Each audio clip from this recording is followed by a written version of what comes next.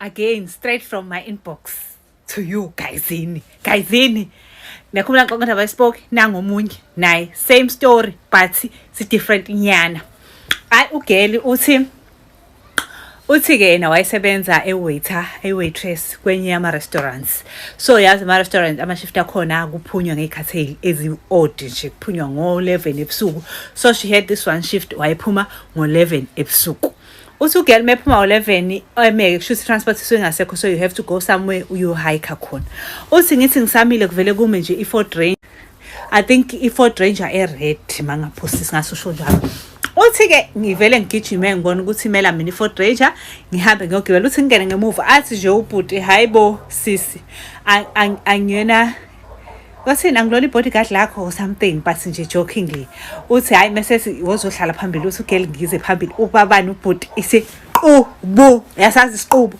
Uthi hayi ngithi khuli sambeke nobhuti. Uthi mangabe sihamba nobhuti vedane silentuzeke. Uthi sihambe, uthi umuhle ubhuti unuka kamnandi ubhuti uright. Uthi kodwa akayena ungathi angisazi usho lama languages ala eSouth Africa but lawa anjengosuthu umtswana kanjalo ukhuluma lawo umala ngithi yamuza ukuthi ukhuluma isiZulu but isiZulu sakhe asikho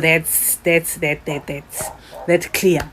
So uthi ke ugeli lentuzeke sihambeke ke nobhuti. Uthi mesihamba nobhuti muhle ubhuti yabo but ku quiet nje asikhulumi yabo.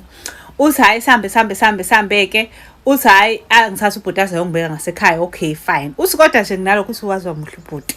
Uthi hayi angishiye ngasekhaya ke mhlawumbe ngabo 12 labo sebefike ngakubo amshiye ngakubo ahamba ubhuti. Uthi the next day futhi shift yami ingo-12 futhi. Uthi nangi futhi same brother. Uthi mengimbona ubhuti ayibonga ngise ngibuze mina ayibo kanti useyangimaka yini. Athi no nami ngine restaurant engionayo so ikhathi zokuvala ziyafana vele nawe uyazi. Uthi ngiunderstand ke. Uthi hayi ubhuti ke antshena igama lakhe nesibongo sakhe sixoxe nje. Uthi hayibo ngibosela ubhuti yangichaza ke manje. Uthi ngibe nehope ukuthi hayibo ubhuti uzocela inamba. Uthi kukacela ubhuti inamba angayicela inamba. Uthi okay fine angehlise futhi nangasekhaya. Bokulokhu ke nje kukhona i-chit chat encane akufani nayizolo. Hayi okay fine. Uthi ngixoxela sangitshena igama le restaurant yakhe. Okay cool. Uthi that day afika ubhuti ufike engigibeza ubhuti ugqoke ingubo engathi ezamaSulumane. Uthi mangabe ngigibeza ubhuti abonke ngene emotweni ngingamnaki sengimjwayele nami nje sengiqala ukuba open nobhuti. Uthi hayi mengamnaki. Uthi hayibo mengithi ngiyambuka unegazi la esiphongeni phuma igazi. Uthi ngithi mina hawe ma mfethu uphuma igazi esiphongweni. Uthi avedane ibhuti athuka agqume imoto iziphaphalazi iphume emgaqweni. Uthi hayibo ngithuka ukuthi awuyinde enganga phela ngabe. Uthi mase yalisuse kanje elithi yabo lo muntu ozolithi igazi elithi kanje mesethe hene ngiyabonga yazi inkinga nje lapha e-restaurant kube nenkinga namhlanje bekulwa ama-client so kwamele ngilamule kusho ukuthi ngilimalile bengabonanga ukuthi ngilimalile. Uthi singayiboni futhi into wrong lapho. Ngithi hayi okay cool. Uthi alisuleke igazi lakhe.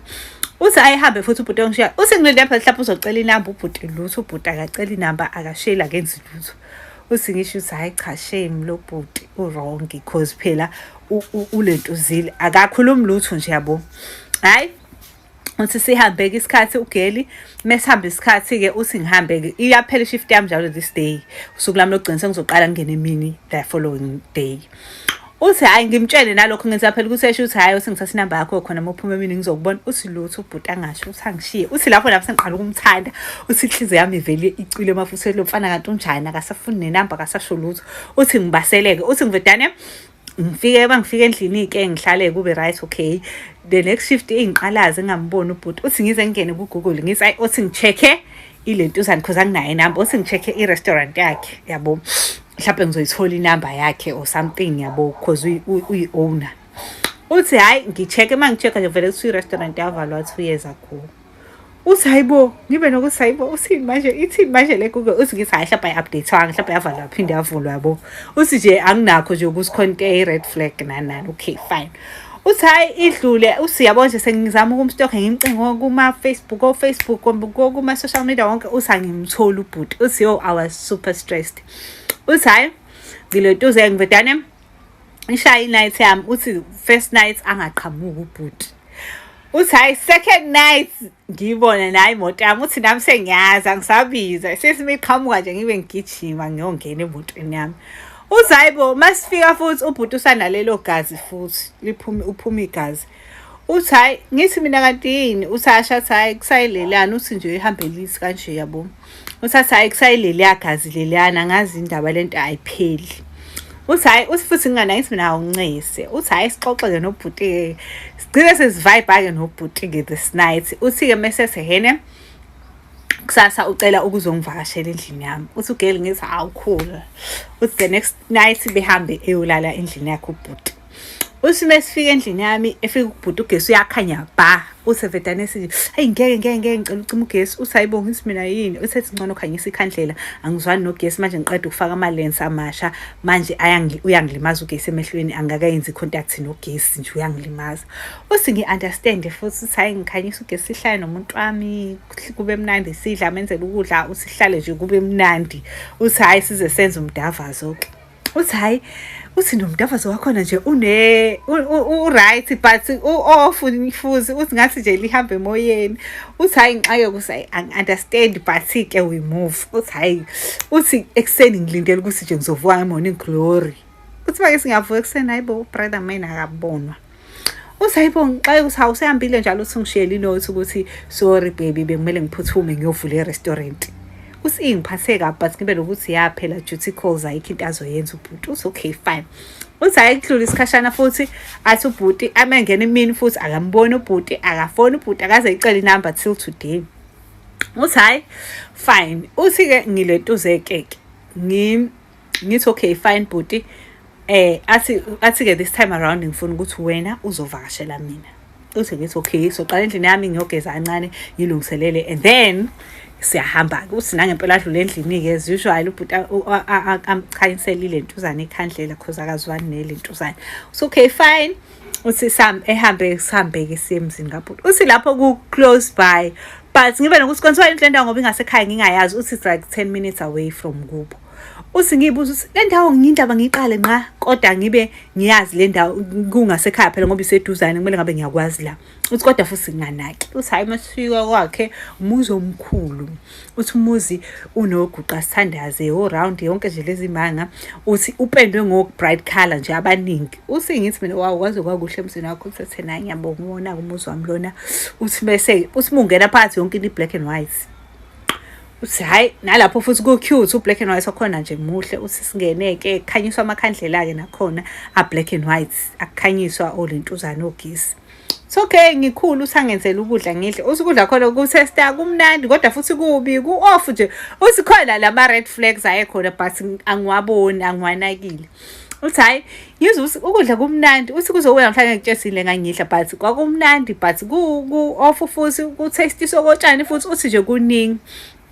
Uthi hayi sihlaleke nobhuti. Uthi sisahleke kanjalo ubhuti avela aguqe phansi ngedolo akhiphe iring yotshani athi hene will you marry me. Uthi ugeli nami ngitshela ukuthi hawu he's just being funny nje silly nje yabo ngivumele phezulu ngithi mina hayi okay no problem I will marry you. Uthi hayi mesethi kubhuti okay ke so from today onwards usumfazi wami. Uthi futhi ngijabule nalapho sihleke kube ijoke nje ukuthi sengumfazi wakhe. Hayi uthi-ke the next day uthi mese-ke eyangihambisa-ke ekuseni ngovivi ingakakhanyi. Uthi angihambisa uthi mengihambisa mese ngiyamtshela ukuthi hayibo yazi ngomgqibelo ngiye esontweni so ngeke ngikwazi ukukubona at night cause sinesiguqo kozikusi. Uthi athe nami no amshubela athi no awuyi lapho.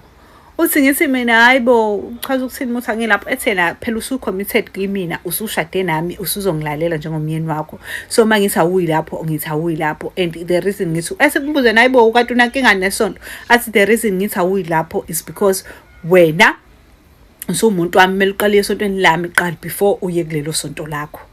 Uthi ngithi mina okay but nje nginga-understand. Uthi ngithi nje uyanya lo mina kodwa esontweni la ngiyakhona cause nje vele Saturday angisebenzi and ngibona kade ngisemsebenzini kuphela. Uthi hayi akanyanya athi nje futhi ungayenzi mistake yokuthi uye ungangitshinanga ngoba uzongibona kahle ukuthi ngifana noba. Uthi hayibo nxa ukuthi lo mfana kanti futhi aggressive kanjena. Uthi kodwa futhi nginganakho cause ngiyamthanda. Uthi he was very cute. Uthi muhle mfana. Lalela-ke uthi ugeli ngitshene nje mina enhlizweni yami uthi uyadakwa lo esontweni ila engiyakhona.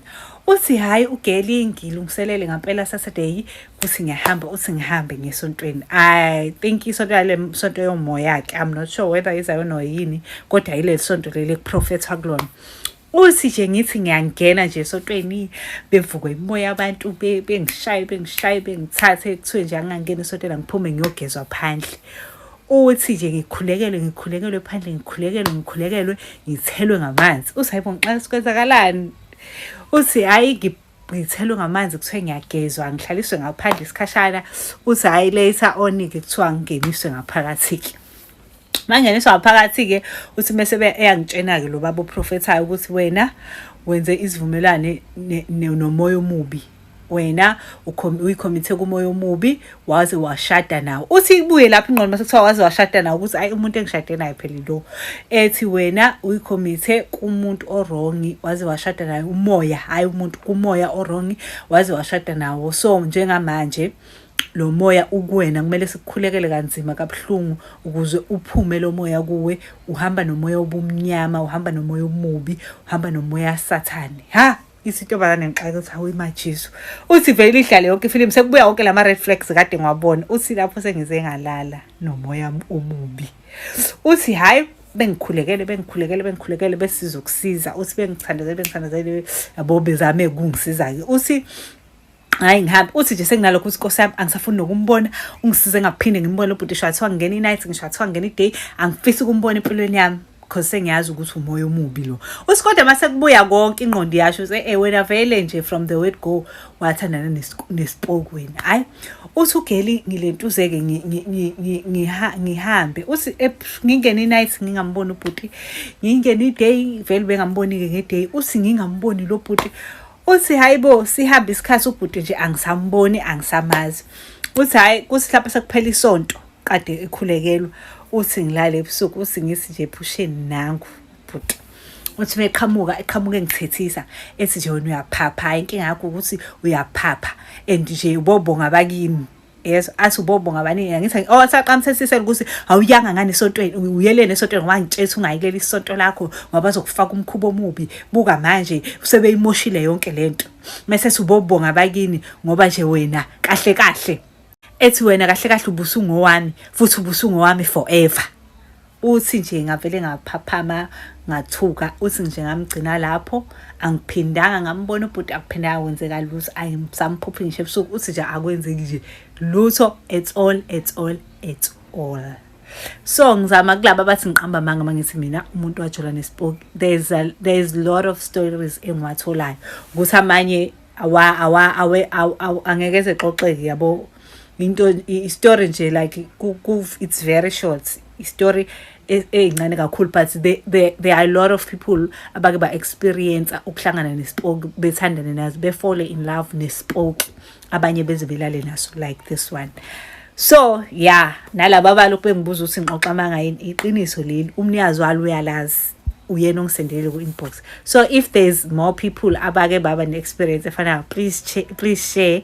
I am willing to share nami.